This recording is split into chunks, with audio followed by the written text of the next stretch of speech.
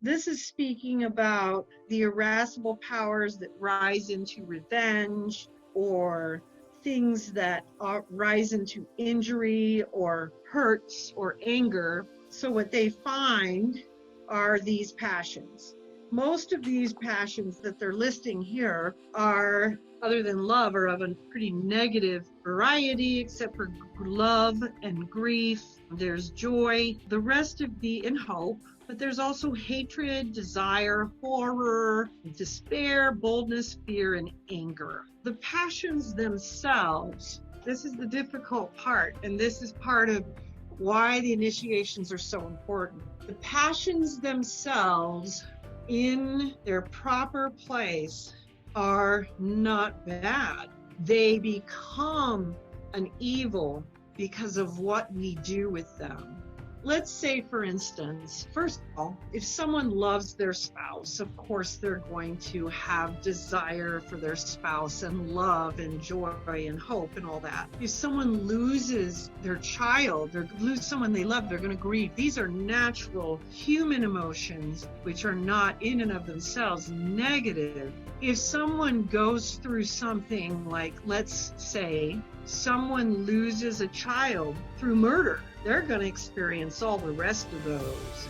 And in its proper place, they are completely appropriate. And I think anyone who has children can empathize to the fact that that would take a great deal of discipline to keep those emotions in a state of moderation. I don't know that I would be moderate. We have to remember that there are always circumstances in this world that bring up these types of things, and the proper moderate expression of these emotions are not of themselves bad. It is the immoderate expression of those emotions which becomes deleterious to the spiritual progress of the soul. And so these 11 passions are being presented. The beginning of the quote says, "The passions of the human mind are nothing else but certain motions or inclinations proceeding from the apprehension of anything as of good or evil, convenient or inconvenient." And so these apprehensions are three sorts: the sensual, rational, and intellectual. And then it goes into a lot of different explanations of these various manifestations. And then it explains all of these, but it talks about the irascible power rising into revenge, so to speak. And this is the kind of thing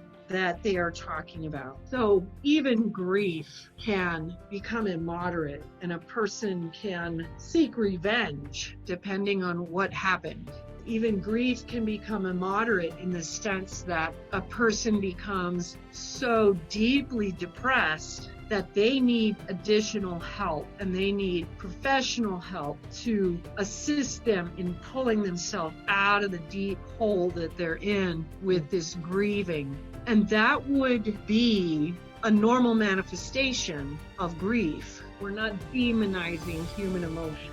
What we're doing is acknowledging that any emotion or feeling or passion that is expressed immoderately can become a grave evil or an evil of a lesser nature, and there's all sorts of variations of it. And it can become a true impediment to the path of God. For instance, if you become obsessed with revenge for something, well, there went 90% of your space for doing something else that would be creative and useful.